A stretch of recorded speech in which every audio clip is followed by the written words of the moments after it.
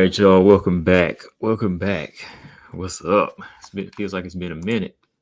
How long has it been? A couple of days, right? It's been a couple of days, but welcome back, y'all. Welcome back to another episode of hashtag CB99 Talks, episode 141. Man, I've been doing this a while, man. And yeah, I'm live.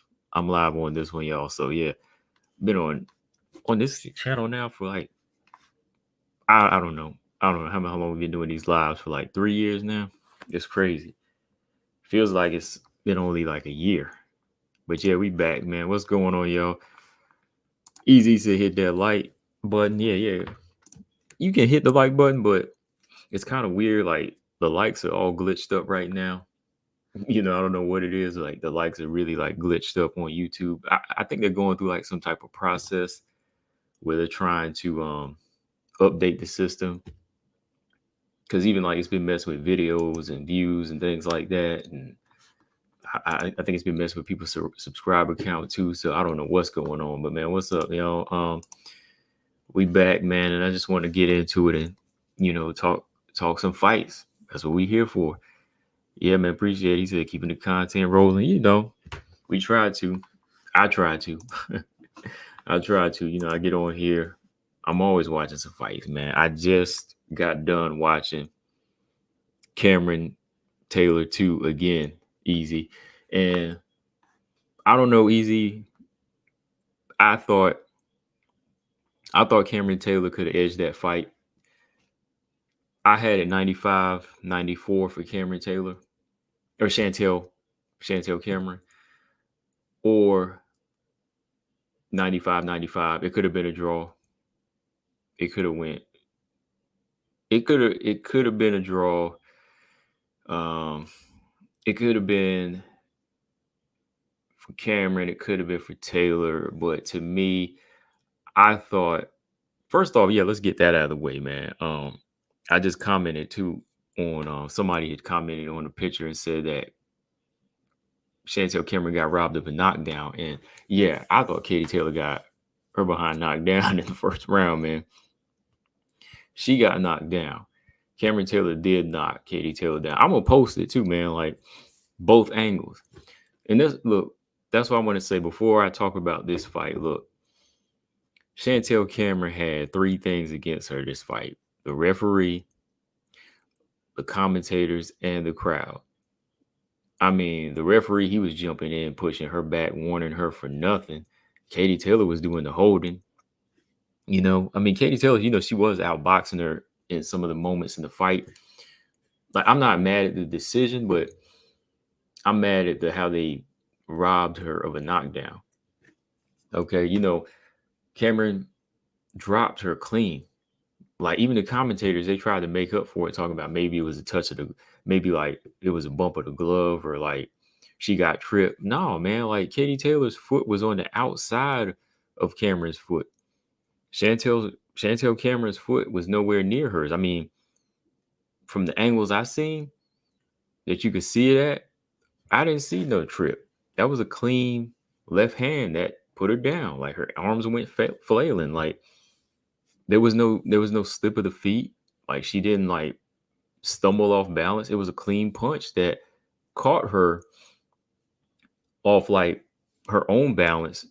And when a punch connects and you're stumbling, that counts as a knockdown because there's nothing else tripping you except your own balance. So I thought that was a clean knockdown, man. I thought that was a clean knockdown for Chantel Cameron. So I gave her a 10-8 round on my scorecard. I gave her a 10-8 round. And to me, there was a couple of like back and forth rounds in there where I thought Katie Taylor was landing a lot of combinations, but some of them were just like hitting the guard. I thought Cameron landed more body punches towards the end of the fight, towards like the second half of the fight. But to me, I think Katie was outboxing her in like round 3. I think I gave Cameron 4. I think it was 5 and 6 did go to Katie Taylor. But as Katie Taylor started to slow down in like round 7 and 8, she's not really like an inside fighter. Like she'll tie up. Like Katie Taylor is tying up constantly. I mean, the proof is in this fight and proof is in a lot of her fights. Like she's not really an inside fighter. She'll tie up instead of like trying to land body punches or engaging, So when I saw that, I was like, okay, maybe Cameron's going to try to capitalize and throw more body punches. And she did in round 8. I gave her round 8, but round 9, when Katie Taylor got back into the mix of just kind of throwing, and tying up, I had to give her those rounds. Like, if Cameron couldn't really like adjust and like fight her back, I couldn't really give her those rounds, I wanted to because, she was landing the cleaner punches when she would let him go, but Katie was still outlanding her at times in a couple of those rounds. I think Katie Taylor was a little gassed towards the end of the round, end of the fight. I think the 10th round could have went either way. I did give it to Cameron. Yeah, so like I said, it could have been 95-95 if you scored the first round for Cameron as a 10-9, but 10-8 would have gave her a clear win to me, 95-94. Hold on, Easy said, yeah, she basically had to knock Taylor cold if she wanted to win. I didn't think she would win a close fight on the cards. No, not at this point. Even her being the champion, they were ready to give it back to her. And you said they probably counted that cut on camera as damage too. Yeah, that was a headbutt. Because Katie, when she steps in, she'll headbutt you. She'll headbutt you. She steps right in and she'll headbutt you. She won't like she steps in with her head and she'll catch you. So yeah, they look at that and they start to lean towards damage for Katie Taylor, and that's how they kind of score it. So yeah, she wasn't gonna win this fight unless it was like just constant knockdowns and clear beatings and clear beatings in each exchange. Yeah, one judge had a 98-92. Nah, that was not a 98-92 type of fight, man. Katie, I think she made certain adjustments from the first fight, but as the pace started to kind of pick up on the inside and as the fight went on, she kind of slowed down.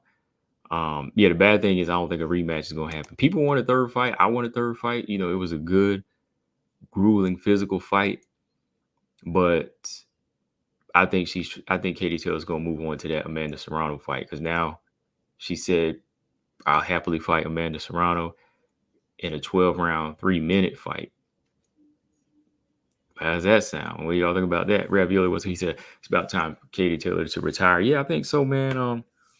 Might be about time for her to retire. She's 38 years old. And, even as a mover and a boxer in there, she takes a lot of shots. She's taking a lot of punishment, some rough fights. Serrano, Delphine Persoon, even in the McCaskill fight, in that Medusa Leonardo fight that she fought. What's her name? Leonardo too. And she's taking some punches in a lot of her fights, So she's not really like this slick boxer. She throws with quick hands, but like her head movement isn't really there. Like she's not really like an upper body movement type of fighter. Her defense is her footwork. And if you close distance on her, you can get her. And that's how Chantel Cameron was able to get her in the first fight. This one here, I think Katie, she moved and boxed more. And as the rounds went on, she started tying up more. And it kind of, the tying up kind of frustrated Chantel Cameron because the referee, like I said, was kind of on Taylor's side in this fight and always looking at her. Like whenever Cameron was trying to fight her way out, or she would hit her on the side because Katie was kind of sneaking little shots in, Cameron would try to return the favor, but referee was always looking at her like she was the problem. But yeah, it was, you know how it is, like sold out crowd, pro Katie Taylor. She's bouncing back to get the belts. And no knock to her as a fighter. I mean, she's putting on a war. Like Katie Taylor, she's an exciting fighter, but I call it like I see it, man, when it comes to whoever lost the fight, like I thought, yeah, Katie Taylor put on an exciting fight. She's a warrior. But when it comes down to the I'm not against her as a fighter. I'm against how the judges look at it. Okay. I'm against how the judges look at this thing. But even the commentators, like I said, the commentators, man, they were just every little shot she was throwing, the crowd cheering for it. Even shots were just like on the gloves, So there was no way she was going to win a decision, really. Yeah, I thought Serrano won too. I thought Serrano won that fight. But yeah, a lot of wars. All right, 6.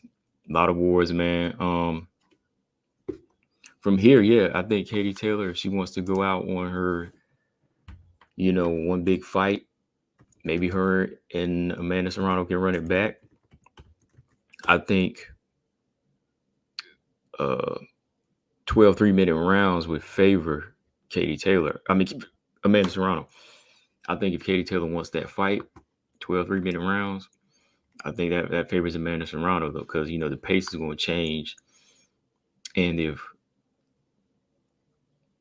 Serrano's able to push her and pressure her, she's going to take away them legs early. It's going to be a different type of fight. It's going to be a different type of fight in an Amanda Serrano fight. That's going to be 3-minute rounds, and that's 12 of them. All right. But yeah, at this age, I always forget too, man. Like, no, she's 37. Yeah, they got Katie Taylor as 37. I guess she's about to be 38. Yeah, that's up there in boxer years, especially with the wars that she's been in.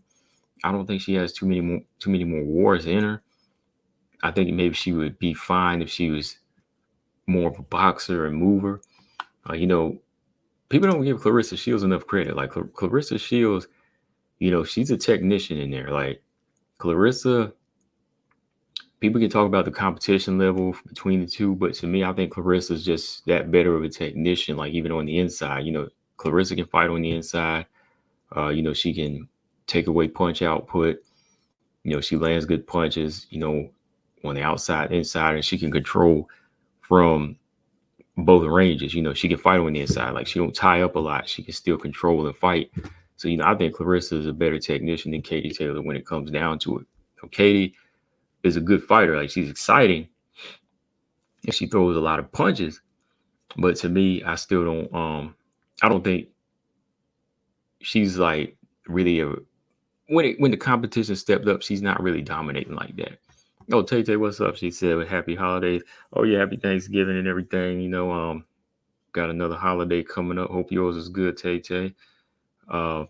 Easy said, Katie was hitting the air and the crowd was going wild. That's what I'm saying, man. Like, there was no way Cameron was going to win this fight, man, because every time Katie Taylor would touch them gloves, the crowd would go, crowd going wild, man. They're going wild. I was like, man, come on now. I was like, Katie Taylor ain't touching nothing. I'm like, that's why it was a couple rounds. I know round 4 I gave to Cameron because I was like, them flurries don't mean anything right there. Come on now. But when she started getting Katie Taylor in the body in round 8, Katie started tying up, man. Katie was tying up a lot, man, in round 9 and 10. So yeah, I think the more and more she fights these stiffer competition type fighters like her and Amanda Serrano the next go around, I think Amanda Serrano might get her out of there for real. But yeah, really, they have some. Oh man, my man, Easy. I'm gonna mention this up here. I mean, I know Tay, you saw it too, man. I got crushed too Saturday, man. My man, Boo Boo Andre, man. Wow. Easy, I gotta mention that fight, man. I was going for Demetrius, but on the real, I knew he was up in there with a bigger, powerful guy. It just came down to Boo Boo having the punching power and the speed, and something told me like after like the first couple rounds, I don't know if Boo Boo can keep this pace up, because once you go in there and you try to muscle somebody that big in in the early rounds and he hasn't fully let loose the monster, you're gonna gas yourself out. You want to kind of gas yourself out in there. Tay said the only problem I have with Katie, she likes to hold on too much. Yeah, she holds a lot. And that's what kind of turns me off of because it'd be slick holding too, she'll be holding, got in a couple of rabbit punches. I see they exchange rabbit punches, and then she was kind of like, she'd be sneaking little things in there, and the referee, he'd be looking at camera like she was a problem. So yeah, I be seeing that. But yeah, she'd be holding too much in the later rounds. She gotta fight more on the inside. Yeah, Benavidez chin. You said shout out to Benavidez chin. Andrade would have KO'd anyone. Anyone else? Yeah, Andre, he's a good technician, man, but he couldn't get that respect. I didn't really see him jabbing enough either, man. Like I didn't see him throwing enough jabs in there. Maybe he just didn't want to step in straight because he didn't want to get hit with that right hand. But yeah, every time that he would throw a combination, Benavidez kept coming, man. That's what I'm saying. Benavidez, he like the George Foreman at 168. I think I'm gonna have to dub him George Foreman at 168 because he be taking punches, man. But then he keep walking you down, man. He just keep walking you down. And like I said, if you don't really have like the stamina to keep up with him and like the combinations that can hurt him, like if you don't rattle Benavidez, he gonna keep coming. And Boo Boo didn't really have that punching power. Darrell, what's his name? Darrell, he didn't really have the punch, but not Katie Taylor, Caleb Plant didn't have the punching power, And once he can take your punch, he'll just walk you down. Everything else is out the door. He don't mind taking a few punches. He'd be like, "Oh, I'm good. I'm gonna walk you down." But the day he meets somebody with the right punching power and boxing ability, yeah, you have a problem. But yeah, Boo Boo had a good show in the first 2 rounds, but I think he was using a lot of energy. But then when he couldn't get into that rhythm, well, it was the third round. He tried to stay into a rhythm, but then Benavidez, man, was tagging that body. Then all of a sudden, I was like, what happened? The pace changed. He started slowing down early. Like Benavidez is hitting him punches to the gut, and all of a sudden he just slowed down and the pace changed, man. And then round 4, he started getting wailed on and got dropped. And I'm like, what's going on, man? And going into round 5, it was just getting beat down, heavy punches, heavy punch. He couldn't even tie up anymore, throw back. He tried, I will give him that. He did clip Benavidez with some good punches, but he didn't have that punching power to hurt him, man. So after that 6th round, I really don't blame him. Like, what do y'all think, man? Do you think it was cool of him to stop it? I don't consider Boo Boo a quitter off of that, man. Like, I think it was just overwhelming, man, because like this ain't really his weight class. This is his second fight at 168. On top of that, this was the first world champion he's ever fought. He's won belts, but he's never fought a world champion. Never think about that, so he's never been in there with that type of pressure before. So, I wish him the best. Definitely, man. I want to see him come back. Maybe at 160, fight one of the Charlos. Get Triple G up in there. Somebody like that. But I don't think he'll, I don't think 168 is going to be good for him. Easy, I was surprised they stopped it. He was taking some good shots, but I thought he was okay. Yeah. Rabiot said, I feel like he kind of quit. Yeah, I have to look back at that round because he was taking a beating. Maybe it was kind of his reaction to the punches. You know what I mean? Like, in a way, you could kind of say that because, yeah, if you react a certain way to punches, if your reaction is to sit down or just spit your mouthpiece out here and there, like which he did, that's kind of a way to get a little break or a little maybe trying to get your way out of there. I don't know, but I think he could have did a little bit more. Like honestly, yeah, because there's somebody that's seen as like this guy with superior skill, Olympian and everything, and good amateur career. I expected a little bit more. I ain't gonna lie, I did expect a little bit more. You said you knew he was in trouble. He tried to fight, but yeah, when he was fighting him on the inside, no, that was a no, man. But I don't know. Canelo probably don't want that though. I don't think Canelo want that though.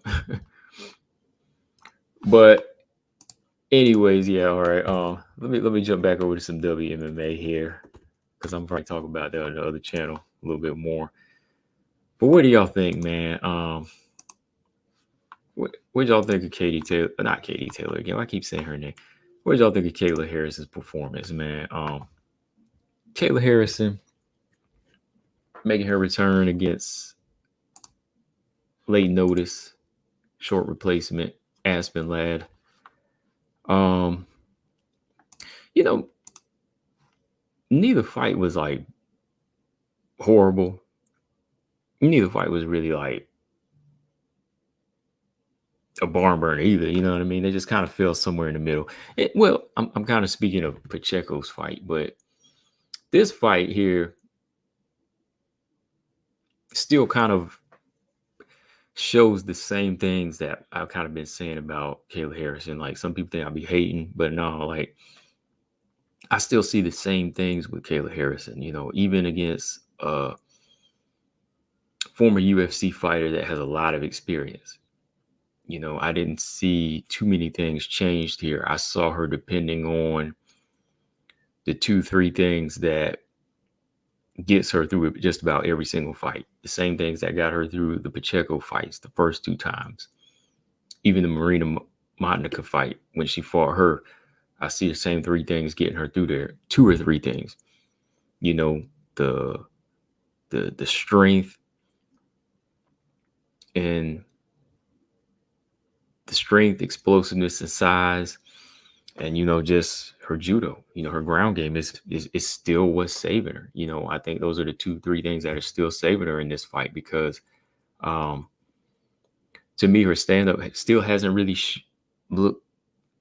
It still doesn't really have any improvements there. Like even when she was bouncing around, she was kind of squared up against Aspen Ladd. I was waiting for Aspen Ladd to kind of throw a couple hard shots down the middle, but Aspen never let him go in the first round. So Kayla, she moving around, she throwing a couple left hands, but even Kayla still like she's still trying to figure it out a little bit. You know what I mean? Like the stand-up game is not really, it's not hitting like that yet. So once she lands a couple shots and she gets on the inside, before Aspen can react, what does she do? She goes straight back to the ground, because that's what she knows. So if somebody's not throwing back at her with hard enough punches, or they don't have a great takedown defense, they don't have that skill set, then she's gonna resort to what she usually does. That's kind of what she did in the first round. She took it to the ground.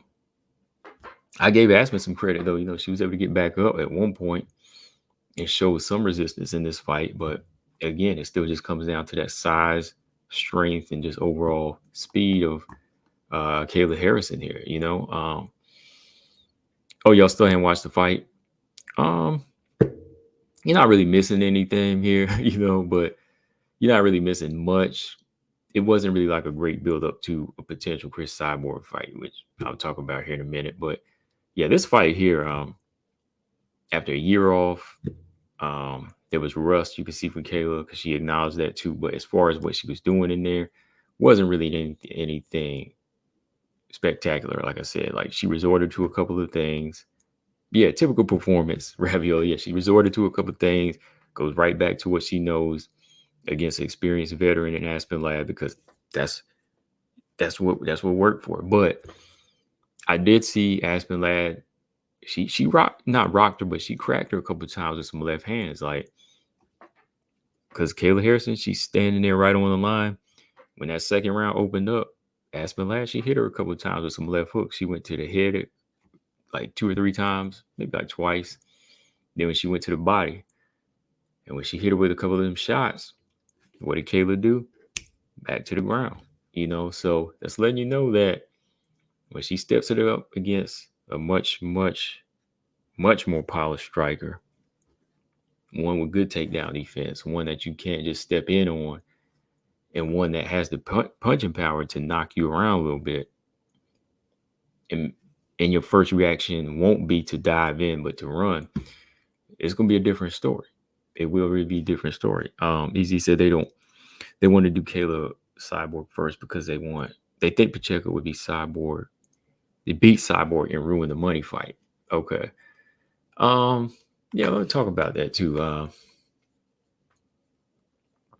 With Kayla Harrison beating Aspen Ladd,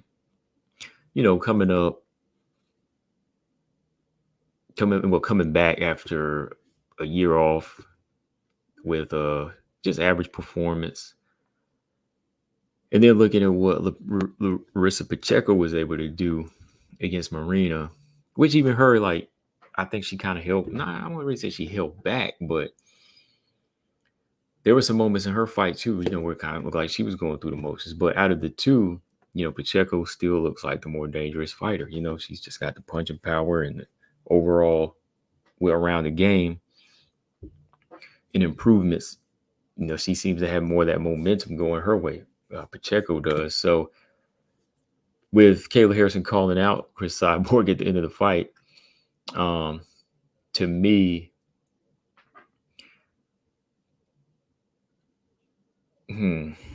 what would I want to see? Which fight would I want to see? That's what I got to think about here. They want to do Kayla and Cyborg first because, Pacheco could beat Cyborg. I think Pacheco has a better chance than Kayla now. But it is just more of the money, too. It's more of the power. It's more of the, it is more of the money fight, though, when you think about it. Like, Kayla may not have a belt, but this fight does look like the more interesting fight because there's a story to it. Pacheco, Chris Cyborg. In the cage, it's an interesting fight, but on paper, it's kind of a boring fight because neither one of them really talk a lot. Chris don't really run her mouth like that.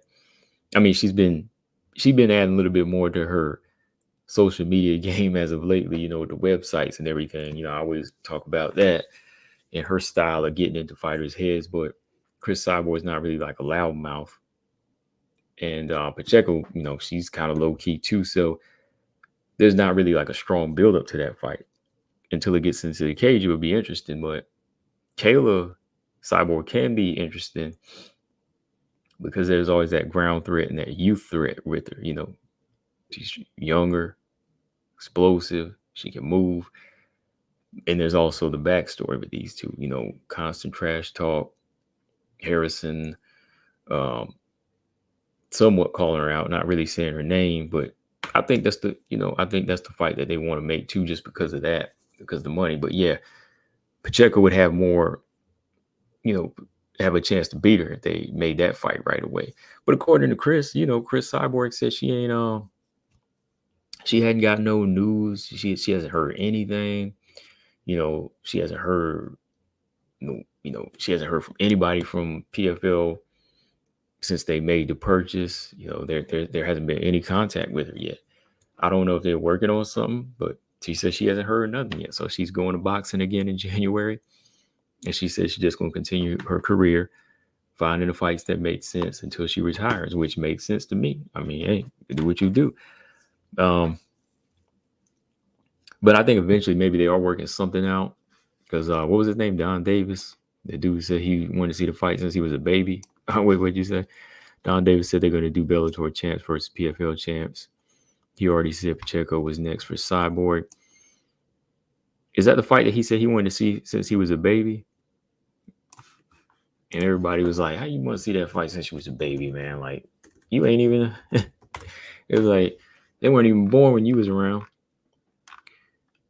Hold on, let's see. Let's find some information here, because I know he did mention Kayla Harrison. Kayla Harrison's name and Cyborg's name, but Cyborg's been having her go with boxing right now. Let me pull it up here.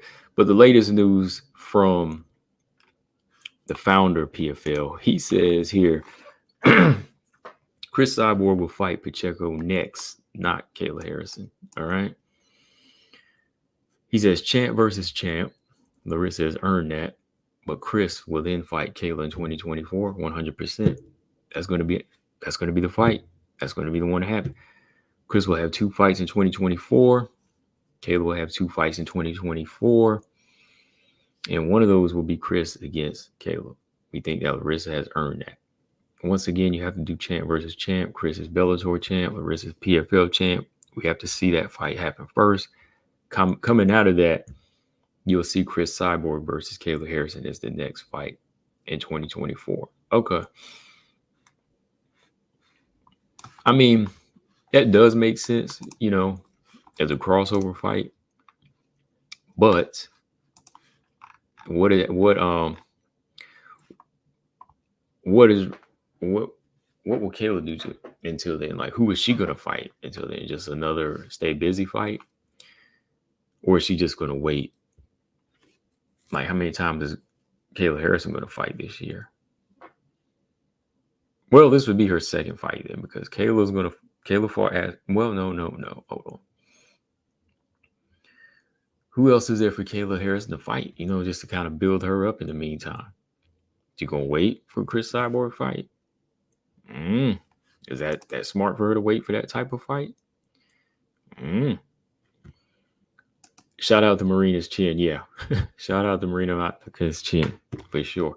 I like Marina, man. I was going for her in that fight. I ain't gonna lie. I was hoping she was gonna win that fight.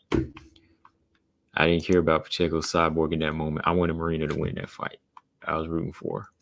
I like the improvements she's been making. She's a tough fighter. I was like, I'm rocking with this girl in this, but just didn't go her way. Okay, so yeah, my thoughts on what he was saying, what Don Davis is saying, is it makes sense. Champ versus champ. When you look at Larissa Pacheco's side, she beat everybody, right? Including Kayla Harrison. She got the win, right? So she's a two division champion. Larissa Pacheco wants good fights. We don't want any more Helena Kolesnik fights. We don't want a fourth Helena Kolesnik fight, do we? Easy. Do you want to see that knockout again? I don't want to see that again. Todd Johnson, what's up? He said, I see Cyborg being too much for Kayla. Yeah. Easy said, I would trust what he says, seeing as they haven't talked to Cyborg yet. You wouldn't trust what he says. Yeah. I mean, yeah, it kind of clashes, you know what I mean? Like it's not making sense unless they working, unless they working something out for Chris Cyborg and they're gonna present it to her. They need to hurry up because she's got a boxing match coming up. That's what they don't understand. Like, how can Don Davis say Chris Cyborg is gonna fight 2 times this year when she's already got a boxing match lined up? Age is catching up with these fighters. She's moving on, doing her own thing. So, Chris wants to go box now. But they over here trying to line up, say she's going to fight 2 times. She's going to fight Pacheco and Kayla Harrison. She got to make the time to train for those fights because January you got boxing. January 19th, I believe, right? Then they want her to fight. But they haven't even hit her up about this. Like Don Davis talking about, hey, this is what she going to do. He already got her blueprint out, but according to her, she ain't even heard from him.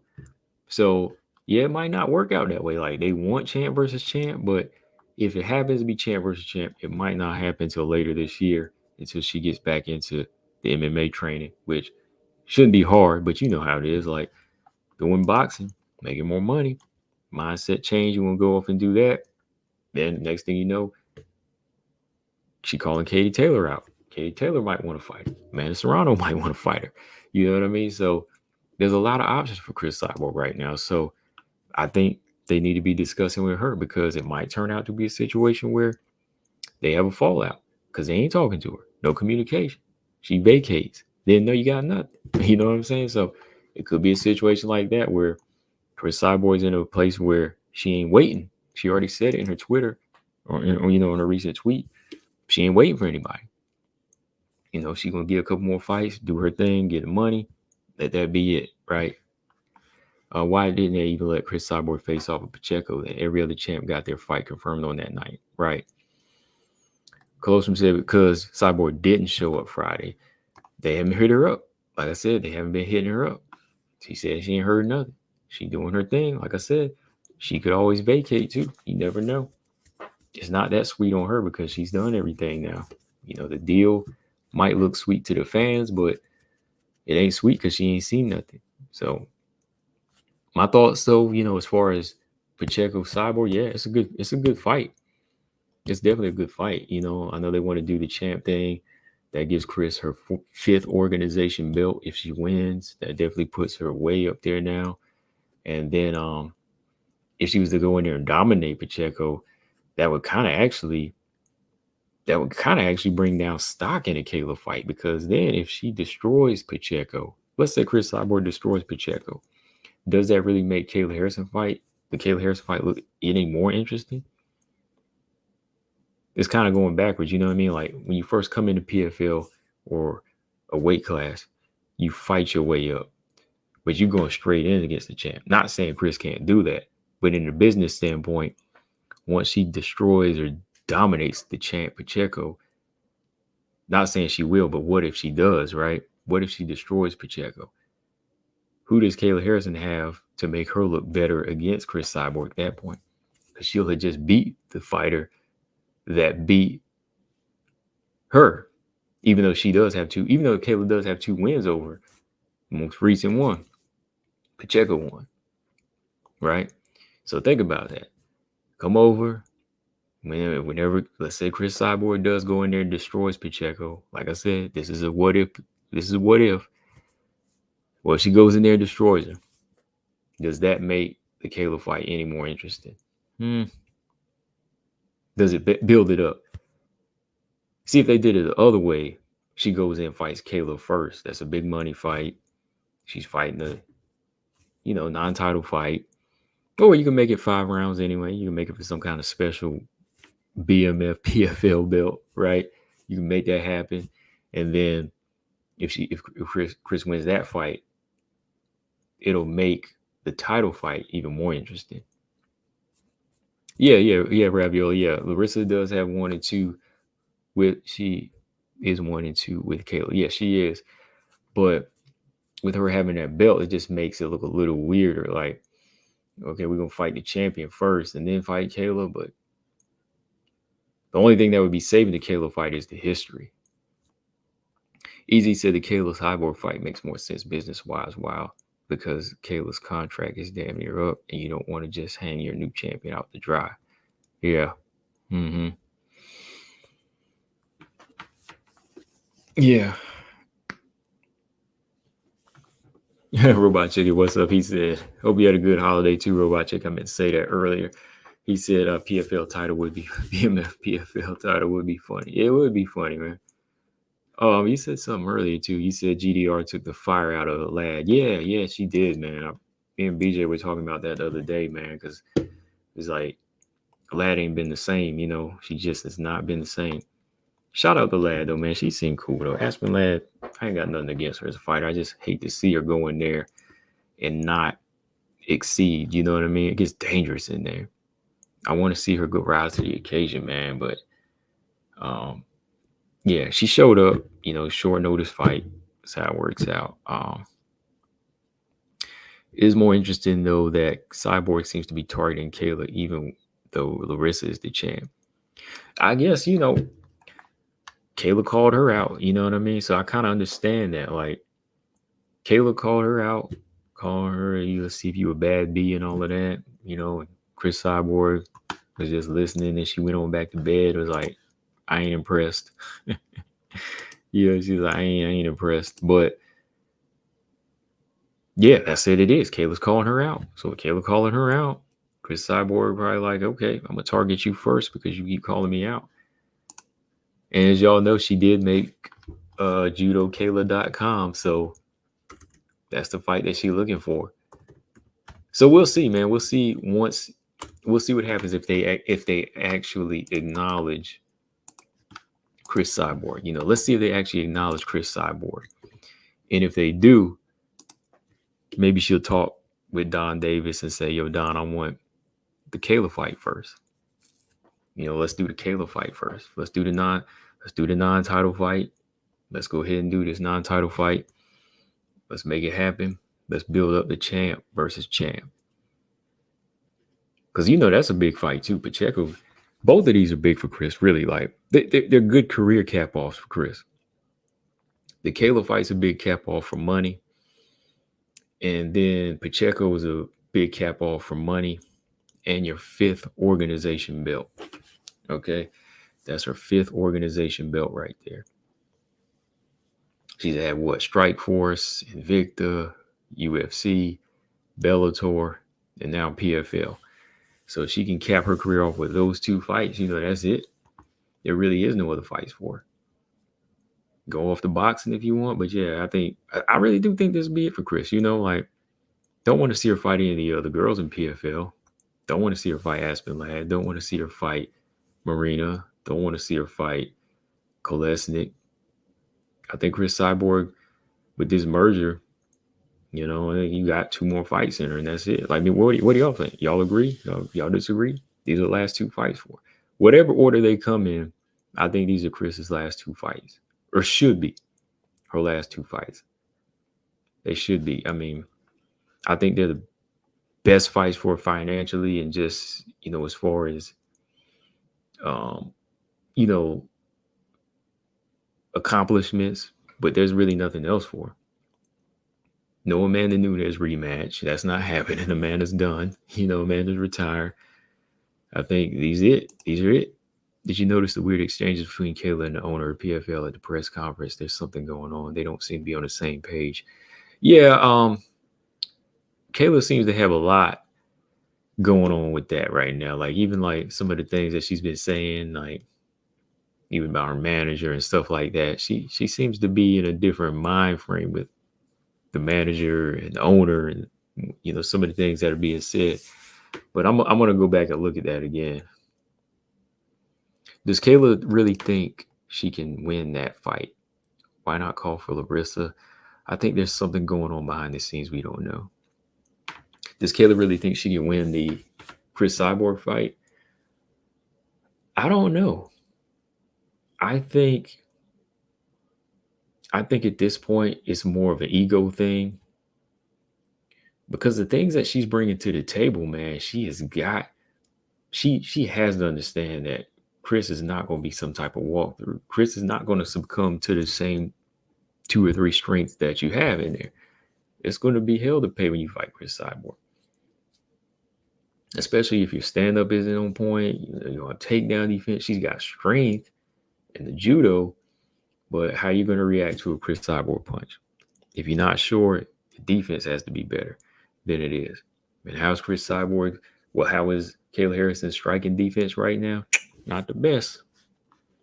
And that being her first fight that would be a tune-up for Chris Cyborg. Todd Johnson, yeah, I agree. Ended on these last 2. Yeah, I think so, man. Ended on these last 2 fights. Just give Kayla the Cyborg. Everyone knows that she's going to get destroyed. It'll be her last fight, and her stock will drop, and you can get rid of her. I got my owner hat on. All right, the new owner of PFL has spoken. Easy, he said he the new owner. He said, hey, let's go ahead and get what we can off of Kayla. Because once Chris Cyborg beats Pacheco, or if she beats her first, the Kayla fight stock gonna go down right away, man. Because people gonna be like, oh man, she is gonna lose to Chris Cyborg. So go ahead and get it in first. Get it out of the way. Let that be her last fight. And Kayla's good. Kayla's already said she's made enough money to take care of her family and everything. I don't really think she's coming in with I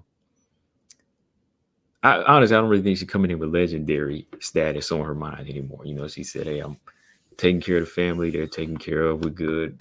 She's comfortable. She got a bunch of $1 million checks off of easy fights, so highest paid WMMA fighter, right?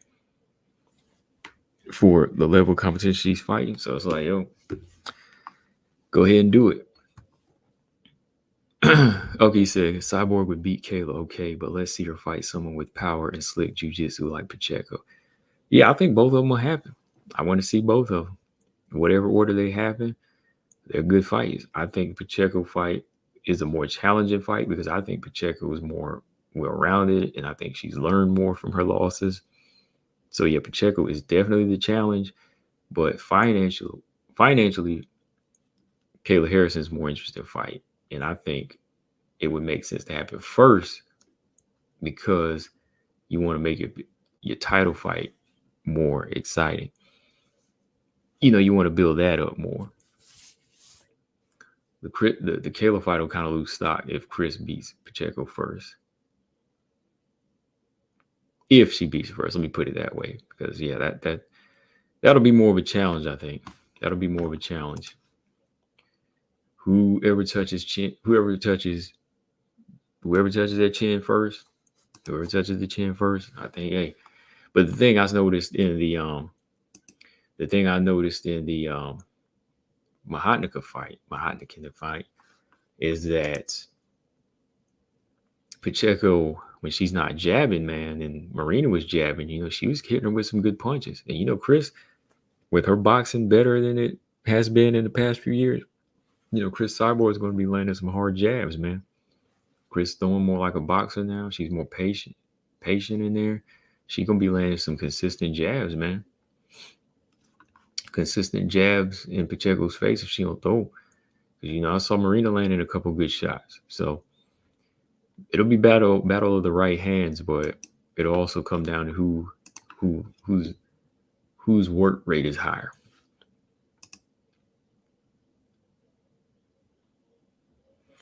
Cyborg versus Pacheco in Brazil. Yeah, it could do some numbers. It could, maybe, but he said Cyborg would beat Kayla. Oh yeah, I read that. She already beat Larissa twice. She knows Cyborg is a legacy fight. Yep, legacy fights. But Cyborg Pacheco is real legacy right there, for that 5th belt. Beating a 2-division world champion here. But yeah, that was an article you said you were looking at, like, close from because I saw the dude's interview. Like, I didn't watch it. I just saw it pop up in my feed, but I didn't watch it. But yeah, I see that headline. So we'll see what happens. I mean, both are good fights for Chris to end her career on. It's all a matter of what they want to do at this point. But what else we got? I might jump back on live tomorrow, man, because there's some other stuff I want to talk about. Because I'm gonna be on for a little bit longer here.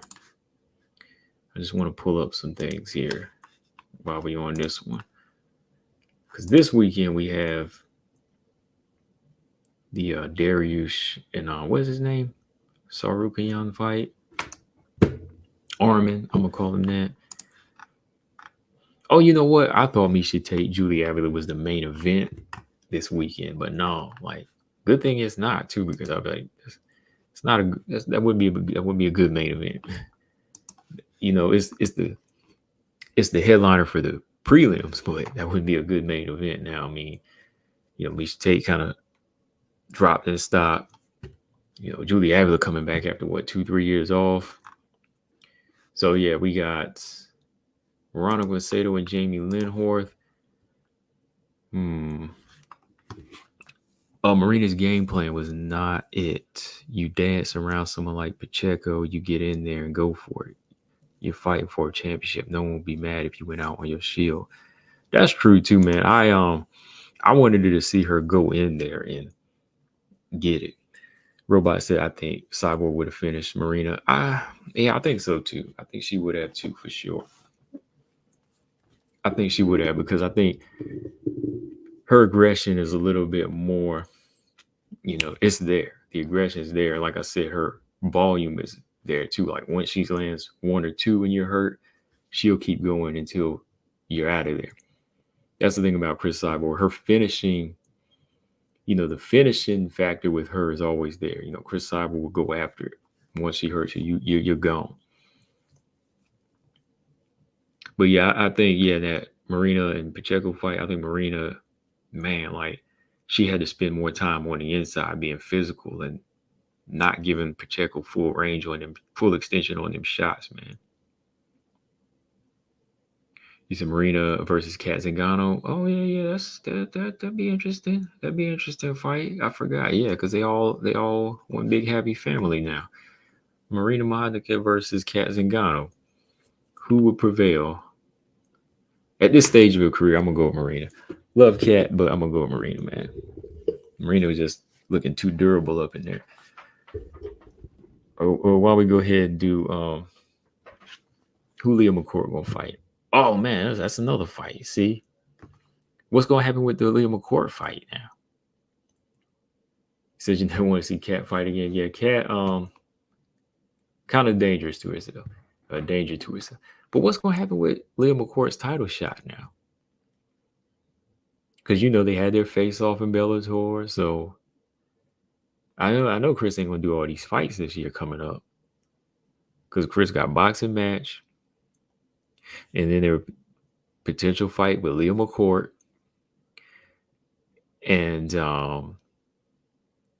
Pacheco and Kayla all in 1 year. Does anybody in here see her fighting 4 times this year, including boxing? Do any of y'all see Chris Cyborg fighting 4 times this year? I'm just saying, like, it could happen, but I'm just saying 4 times this year. Kayla, Pacheco, Leah McCourt, and a boxing match in January.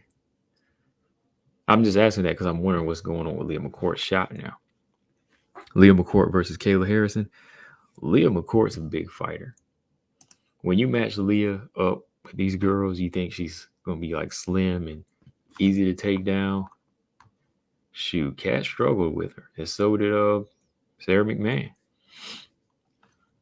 Oh, yeah, Denise Kielholtz, Dakota DeChiva. That's a good fight right there. I like Dakota, but, I got to go with my girl, Denise Kielholtz. Dynamite Kielholtz.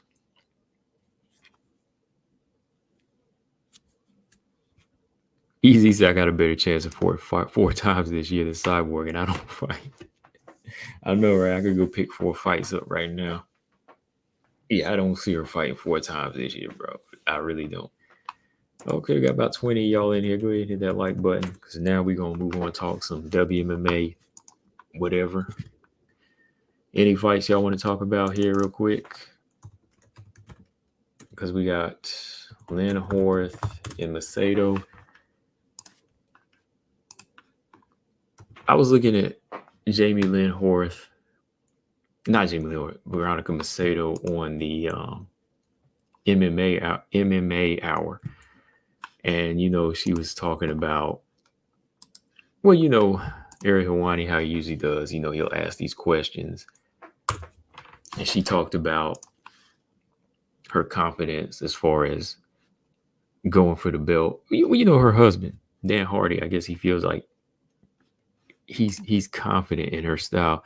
Robot Chick says Melissa Gatto a poor man's Kat Zingano. No, man, not at all. Those are 2 different styles right there. Melissa Gatto and Kat Zingano, they're like 2 different fighters, man. Melissa Gatto, she has some striking about her, but she's more jiu-jitsu. She's not really a wrestler like that. I never even compared those 2 before. Charles said, man, at this point, Kat has to fight Aspen Ladd. Shoot, I might have Aspen Ladd at this point. Yeah, Macy Chiasson and Ketlin Vieira, they're going to fight. They're supposed to be fighting. That's a needed. We need some action. We need somebody to step it up. Somebody has to show up in that fight to show us who's going to be the next big thing, or who wants to get in line and get a title shot. We already got a couple fighters lined up. We got Pena's got to wait, right? Pena's got to wait. I'm just fixing something here and pulling some stuff up. Time and injuries caught up with Kat. Yeah, Kat's the scary thing about Kat is her is that brain damage she faced from the Amanda Nunes fight. Yeah. All right. Yeah. Macy Chiasson and Ketlin Vieira is happening. What's the date on that? Hold on. Let me see. Macy Chiasson and Ketlin Vieira.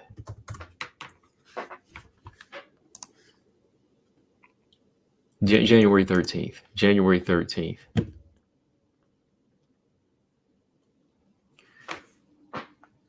You think Myra Buenos was going to beat up Pena? That's going to be an interesting fight, man. That is going to be interesting, man. How long can Pena just stand in front of a fighter like that? We've seen her do it against Nunes, but, somebody that's going to be throwing a lot of strikes.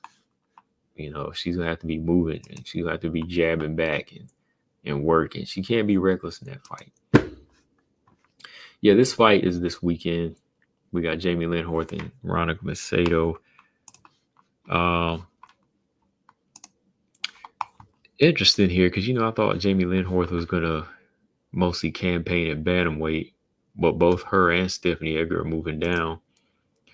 In my opinion, Jamie Lynn Horth and Stephanie Edgar, they should just be fighting in bantamweight. I feel like the matchmakers should continue to let them fight at 135 because we got enough 125 pounders. Bantamweight's the division that's lacking right now, and I like Jamie Lynn Horth's style too. Like I think Jamie Lynn Horth would be a good addition to bantamweight right now. Maybe she's just doing this now, but maybe she's gonna move back up. But I think this is a good fight. I mean, I think this is a good fighter for 135. This is a good fight right here. It's going to see where Hort stands, and I'm glad to see Veronica Hardy back. But I really like to see Horth at 135, because they need the fighters right now. I like to see Jamie Lynn Horth fighting, Russian Ronda, Melissa Dixon, any of those girls. She's a pretty decent striker. She's got some experience on the ground too. So we'll see how this plays out. But I know Veronica Macedo, she's got a good left hand, man. She definitely showed that in that Juju fight. It's been a while since we actually seen her go in there and go after it. Of course, Juju, definitely green. Definitely was too green for Veronica Hardy. It's just been so long since Veronica Hardy's been out the cage. I couldn't really see her going in there and winning at the time. But, I saw her winning maybe, but I didn't really see her going in there and dominating Juju like she did. But she did. So, Dan Hardy, he believes in her style and he believes in her skill sets and believes that she could go challenge for the belt. I mean, I like her honesty, though. I like how Veronica Hardy answered it. She's like, it's going to take time. It takes confidence, and he believes in her like that, which he should as her husband, but I think she's humble enough to say this is where she's at right now and this is what she has to work on. And I like that because that's how I see it. You know what I mean? Like, could she get to the top? Yeah, she could if the right things are done. She makes the right changes in her game and she builds up her confidence. Yeah, of course. Like anybody could do that. Then, like, if the confidence is there, Veronica Hardy, shoot, right changes are made, you could get there. I mean, look how Alexa Grasso did. I didn't really see Alexa Grasso beating Valentina like she did, especially when she was still at 115. Nobody ever really could say, oh, that's the future champ at 125. But when Grasso took that chance, moved to a better weight for her, and started developing, improving, then when she took on Valentina that night and won, it was like, yeah, like the right things were put into play for her. So for Veronica Hardy to get into that level, it's going to have to be that type of a change, though. And that's all on her. And to me, that's all on her if she has that, she just being honest. Yeah, easy. Yeah, she's the one fighting, you know what I mean? Like, she's the one fighting and, she knows better than to jump the gun too, you know what I mean? Like, and that just shows you Veronica Hardy's a real fighter, she's not even doing this for the views and for the ego thing, there are fighters out here like Rolly Romero who know they can't beat the pound for pound best fighters in the world in boxing, but they talk a big game. See, Veronica Hardy don't even want to do that, and that's smart because she takes it seriously. Veronica Hardy could be out here saying, "Oh yeah, I can beat the champion tomorrow," or she'd be, "Oh yeah, I could whoop Aaron in her next fight. I could beat Macy Barber right now. Give me those fighters. Shoot, let me fight Grasso today. I'll beat him." She could say stuff like that, but she know there ain't no truth to it. So why even try to put light on yourself like that? You know what I mean? So I like how she just answered that question. She didn't really play into it and start answering with like delusional, just speaking delusional crap. Yeah, Horth is a big fighter. Like, I hope it doesn't affect her weight cut. Yeah, Horth is big and she's strong. Yeah, but Veronica's always game. Yeah. And that's what I think might happen in this fight. Like, I think Horth is a big and strong fighter, but I just hope that this weight cut doesn't affect her. Like, I think she looks like more of a bantamweight to me. Length, everything. Veronica should never been in 135. No, she shouldn't have. Not really. She don't even have the frame for it. Colton said, I don't know. I prefer the people that talk a big game, even if they can't back it up. Nah, I'll pass on. Only if I want comedy.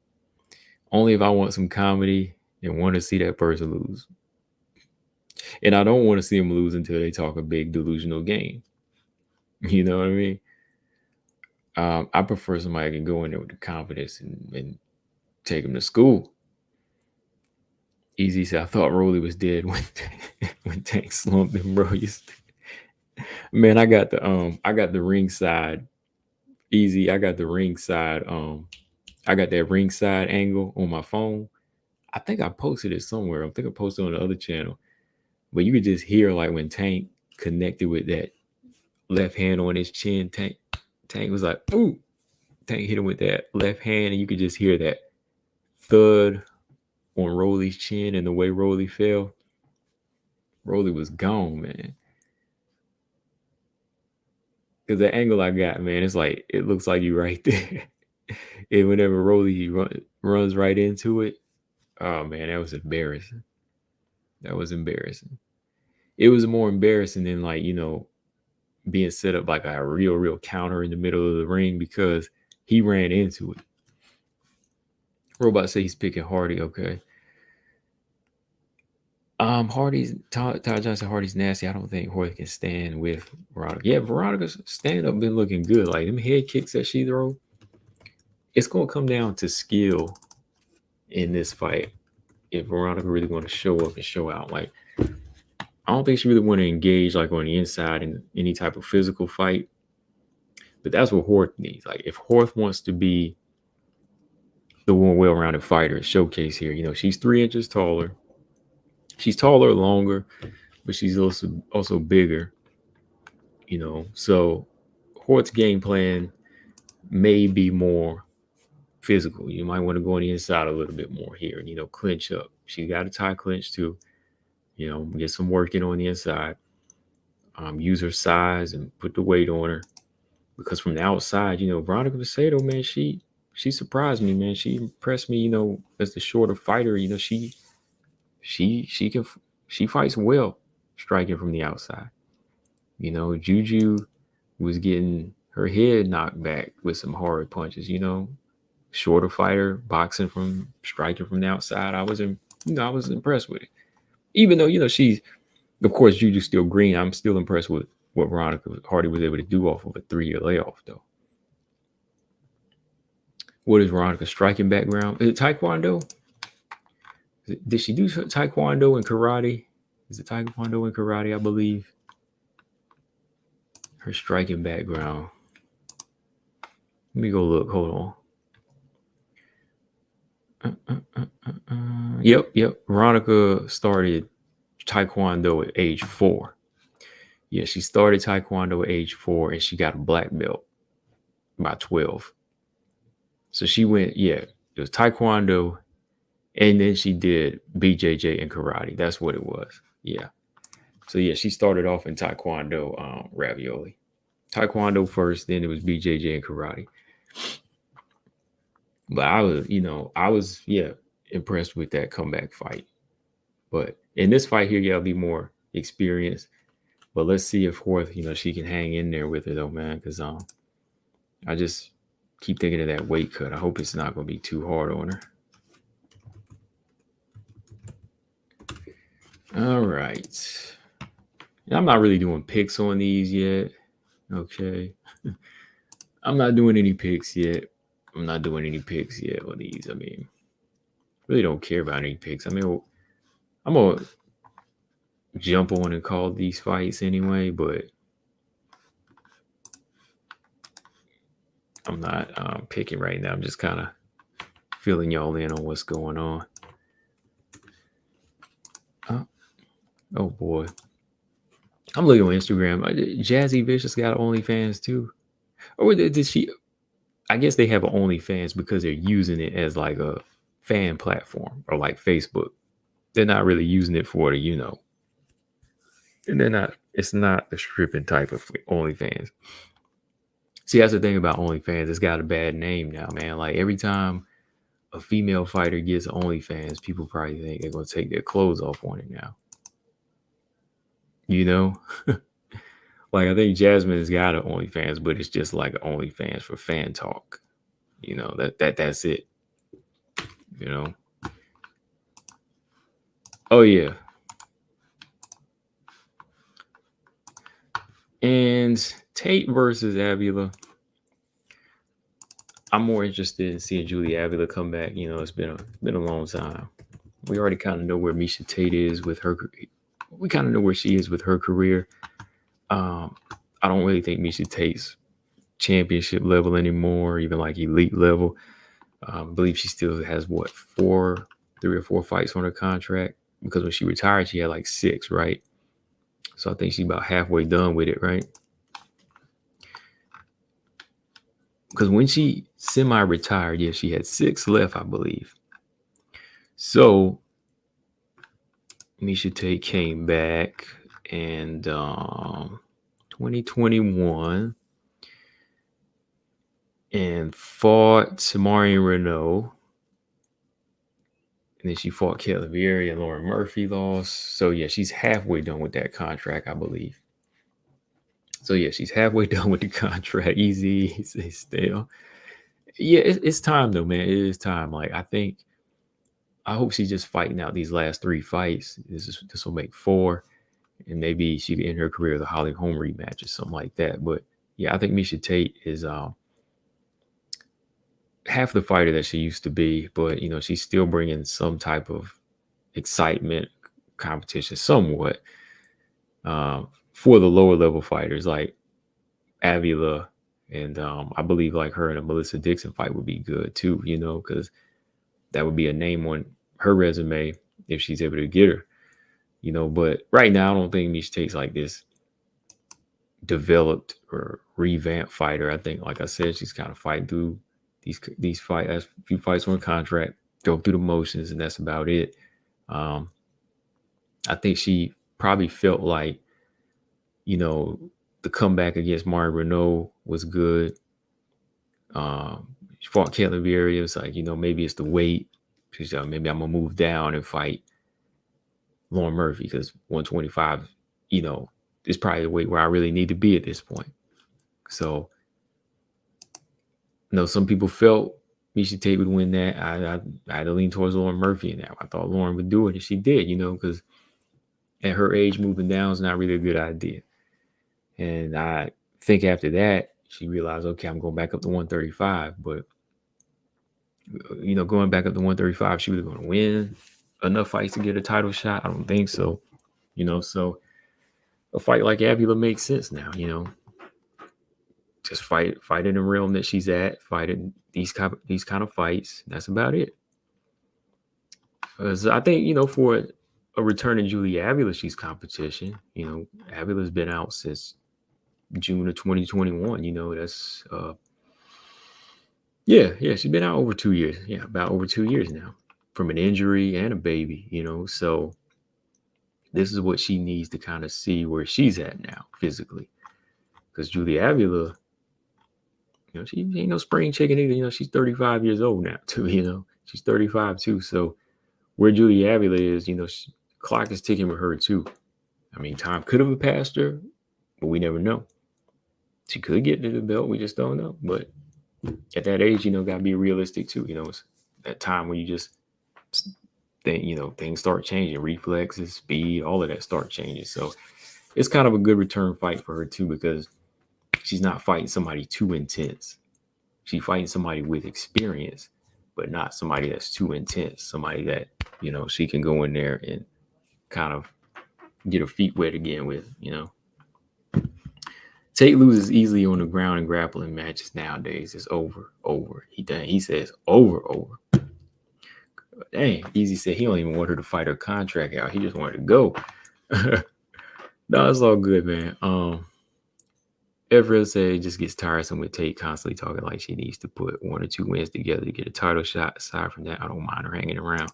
Yeah, I feel the same way. Like where she's at now, fine, because she's still a test for the Avilas, Melissa Dixon, maybe even Russian Ronda.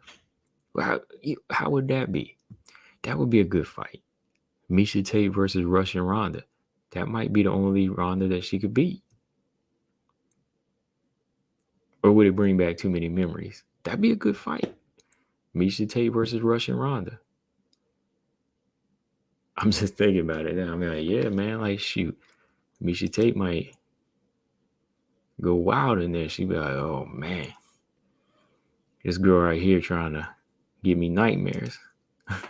Easy, so yeah, you ain't think about it about Misha Tate versus Russian Ronda, man. But like you were saying, Ephraim, I agree, man. I agree. I get tired of the 1 or 2 win talk. I don't want to hear that. You ain't that close to a title shot. Same with my girl Holly. I love Holly Holm. Y'all know I do love Holly. I rock with her. Fan of Holly all the time. But when it comes down to reality, you're not 1 fight or 2 fights away from a title shot.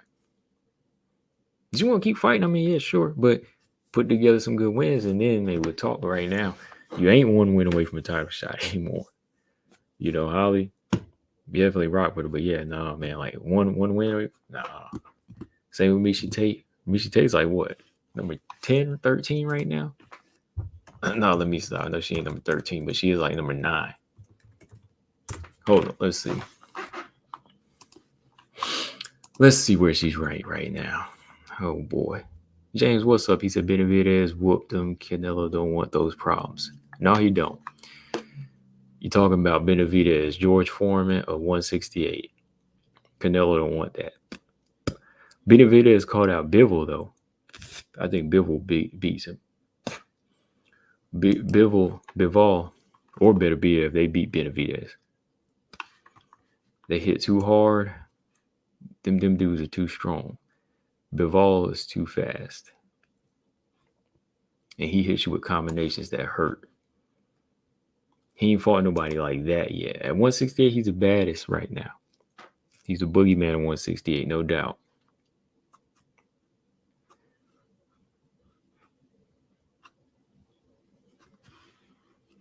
Yeah, I already called for that close from Alyssa Dixon, Jocelyn. Yeah, I said that a couple of days ago. Oh, I need that fight. Dixon versus Nunes, Jocelyn Nunes. That's a good fight. Yeah, Misha Tate is number 12 right now.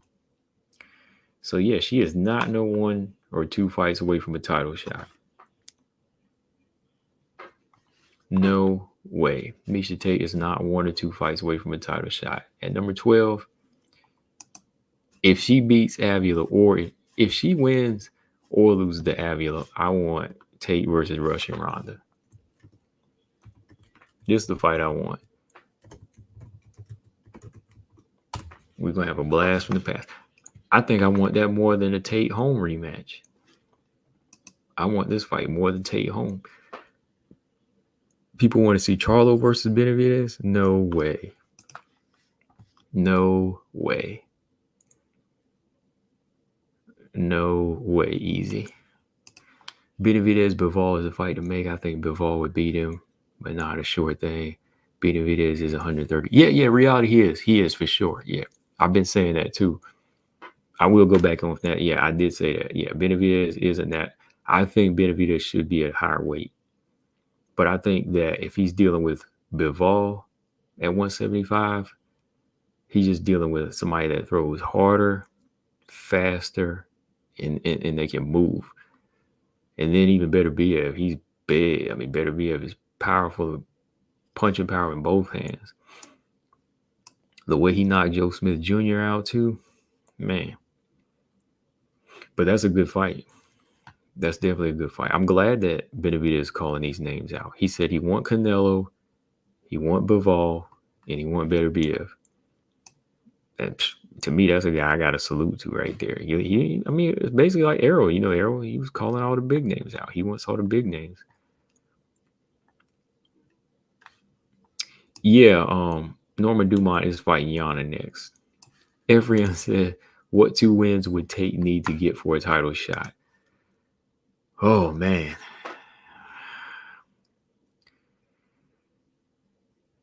Oh, boy. 2 wins she would need for a title shot. If she beats Avila, I would say she would have to beat Irene Aldana, who's like ranked number 6. She'd have to beat Irene Aldana, and she'd have to fight her friend Juliana Pena. I'm just, I'm playing with it right now. We just kind of talking. So and she'd have to do it in dominant fashion. She'd have to choke out Irene Aldana just to get that 5 or 6 spot. She'd have to choke out Irene Aldana till she fell asleep. And then she would have to beat Juliana Pena or Myra Wintersilva. She'd have to knock one of them out or submit them. Beat them 2 fighters, and I probably would say, yes, this old girl deserves a title shot. I was going to say GDR, but yeah, GDR is not even there anymore. Well, not right now. Miesha Tate versus GDR, that would have been an interesting fight. I can't believe that fight never happened.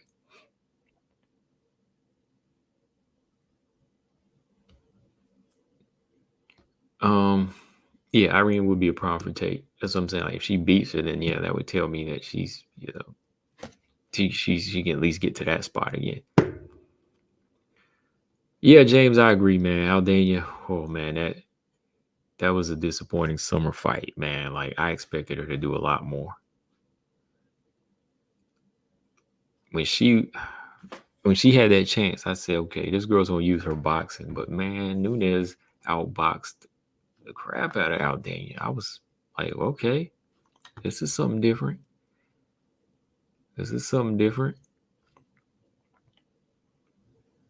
GDR would have beaten the brakes off Tate. Yeah. Easy said Aldana should have her fight license revoked. Oh boy. Yeah, that fight against Nunes, I mean, there is no excuses for that, man. Yeah, Robot Chicken said a lot of the fighters had popped from PFL too. That's terrible.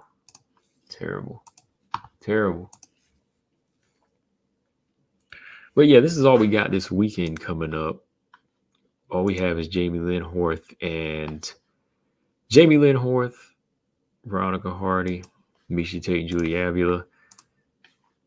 I like to see Avila win, just to kind of shake things up and pick right back up where she left off. We'll see if she still has that dog in her, that fierceness she be coming with. Next week is the the China card moved to Vegas, right? We got that card next week. There ain't no women on that next card. So there's no WMMA fights until after this card. UFC 296. Casey O'Neill and Lipsky is on that card, I believe. Yep. I don't know about y'all, but I'm looking forward to that one. He said the moment was too much for Aldana. Aldana was a deer in the headlights. Yeah, Aldana was kind of like Megan Anderson in that one. Kind of shook up a little bit. James said, what the craziest part is? Aldana ate all her shots and kept coming. She didn't even try to do work at all. Yeah, that was the pitiful part. Like, she took her punches, but she didn't even take a chance to go after it. Like, if you could take her punching power, go ahead and get it. Like, why not get it? I didn't understand that. She touched Nunes once in the first round too, and I was like, okay, that was a good punch. Let's see if she follows up. But nope. Casey O'Neill and Lipsky. We got to talk about that in a couple weeks. But yeah, that's another fight on the horizon I'm looking forward to. I'm looking forward to Cachoeira and Zombie Girl. That's going to be a good fight. I'm also looking forward to, what is her name? Natalia Silva versus Viviane Araújo. So we got some good fights coming up. EZ said Myra Bueno Silva is going to humiliate Juliana Pena. He's calling it now. Okay. Efren said she was much more aggressive against Holly despite being equally shut down. Oh, yeah. Yeah, she was. She was aggressive in that fight, and Holly just kept shutting her down that wrestling. But yeah, that title fight is on lock, man. We got that coming up. Rocky Pennington versus not Irene Aldana, but Myra Bueno Silva. Instead of Casey fighting Corinne, she's fighting unranked Lipsky. Yeah, yeah, yeah. The matchmakers. That's how they matched it up. Yeah, so that gives Ariane Lipsky a chance to get in there. I would have picked Corinne Silva against Casey O'Neill for sure. I think Casey O'Neill throws a high volume, but I think Corinne Silva would have shut that thing down with like some good hard punches and even some takedowns. Yeah, I would pick Corinne Silva in that fight. James said Casey's not fighting Corinne. She's not ready for that work. I don't think so.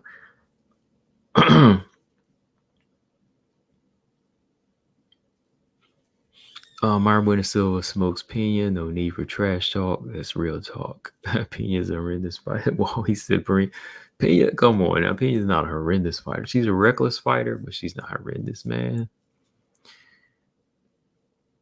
She's got a good jab. I will give her that. She's got a good jab, good wrestling. She gave GDR some, kind of nail biting moments in that fight.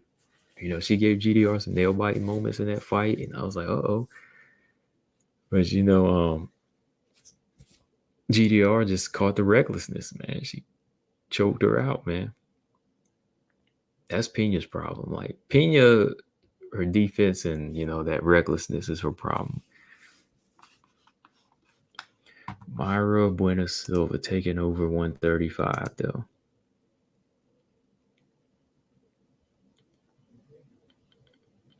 Yeah. But let's take a look here at these rankings real quick. Not much has changed. I still got to talk some strawweight stuff too one of these days, man. We got to talk about strawweight division. Like, the more and more I look at strawweight right now, I still think that the top 5 is here to stay for a while, man, because the lower half, there's really nobody that's going to beat these experienced girls right now. Like, Carla is out right now, but even then, Carla's wrestling might give some of these other girls problems at the bottom. But with Suarez and Andrade and Wei Lee as the champ, I don't see them girls going anywhere right now because, I don't think Ricci's ready. I don't think Ebos is fully ready. I don't think Pinheiro is ready. I don't think Lupi is ready for that level after the last couple fights.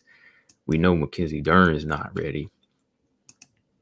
After what happened to her in her last fight against Andrade. So I think the top 5 strawweights or top 5 or 6, these old heads ain't going nowhere. Even on the lower half, Angela Hill ain't going anywhere right now.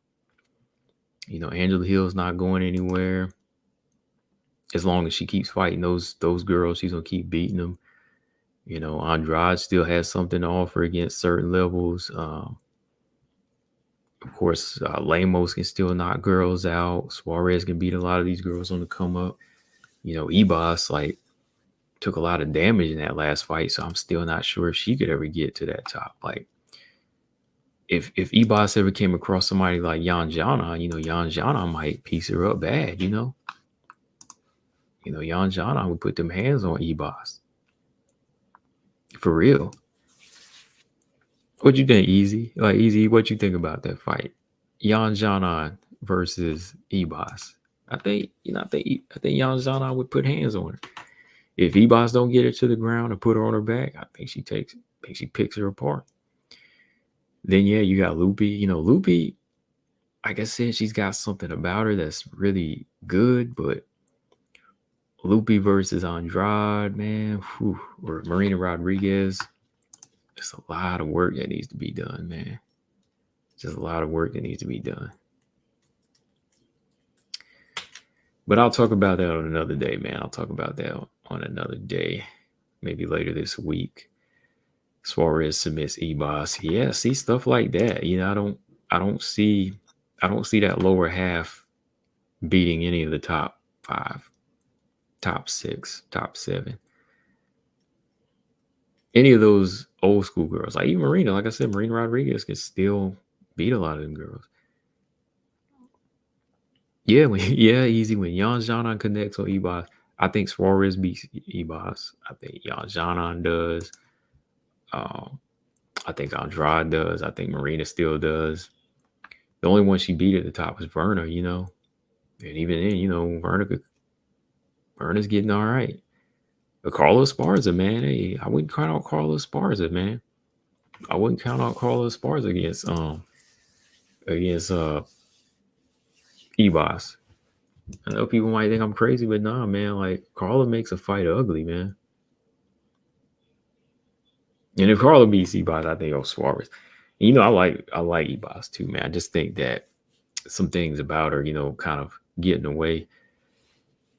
Like her heart sometimes. Todd says Suarez submits all of them. Yeah.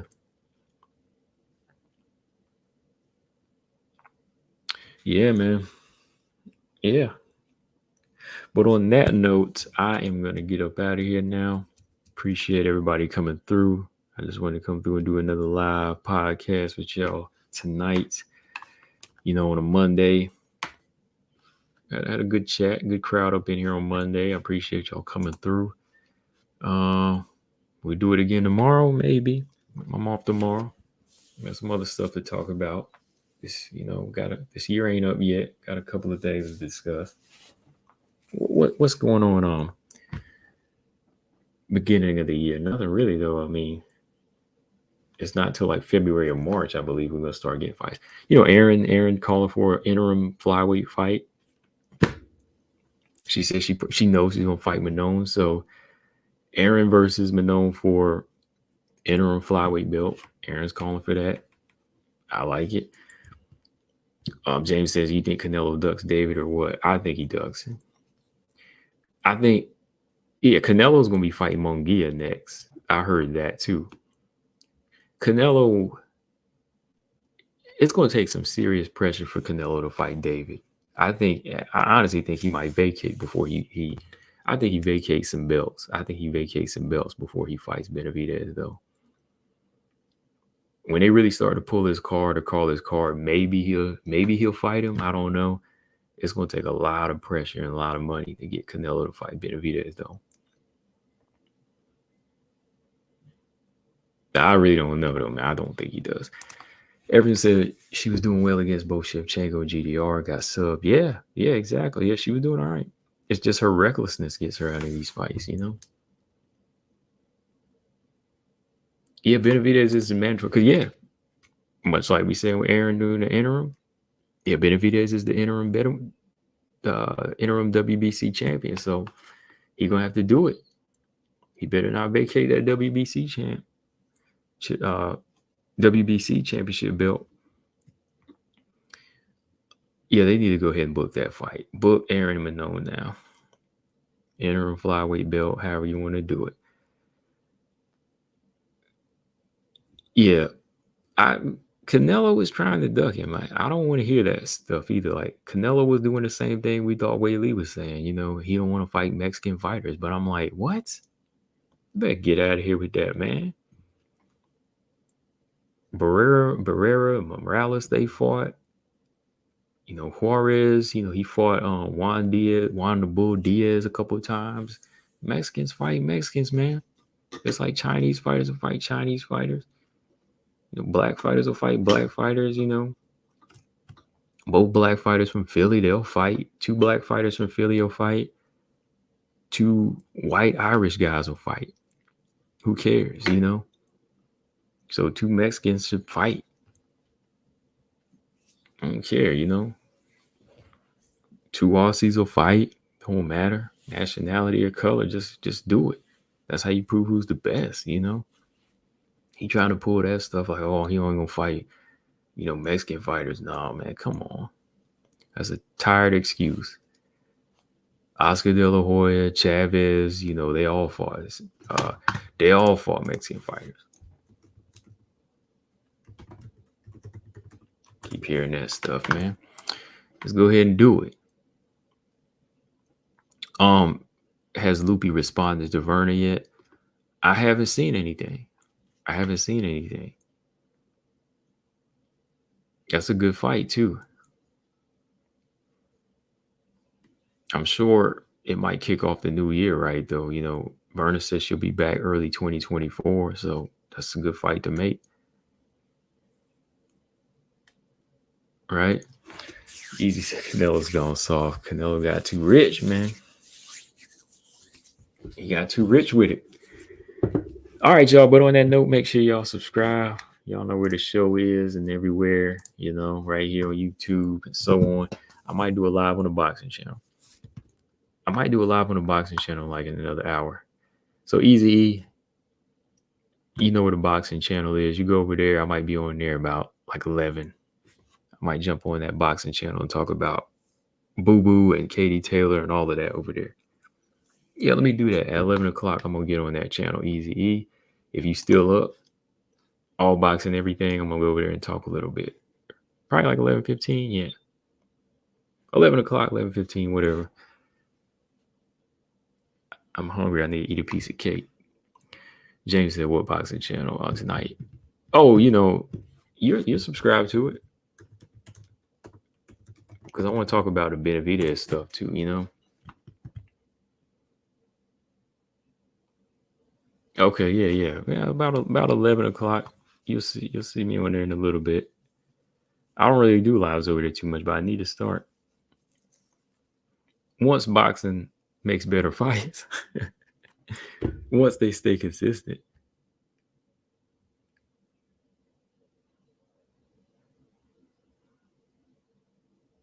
He said, president. Oh, yeah. I know. He said, what you mean? I said, oh, I'll tap.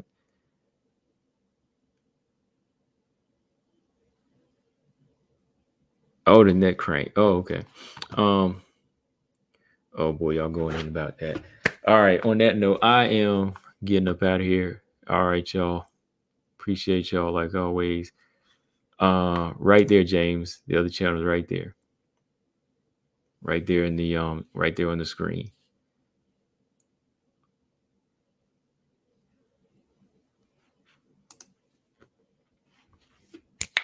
Yeah, if you're not, it's right there.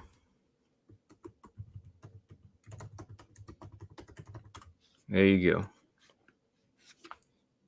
So, all right. Yep. You're welcome, Brian. And I am out on that note. And y'all probably see y'all tomorrow. I'm gonna eat me a piece of cake now. Hungry. I am out. Peace.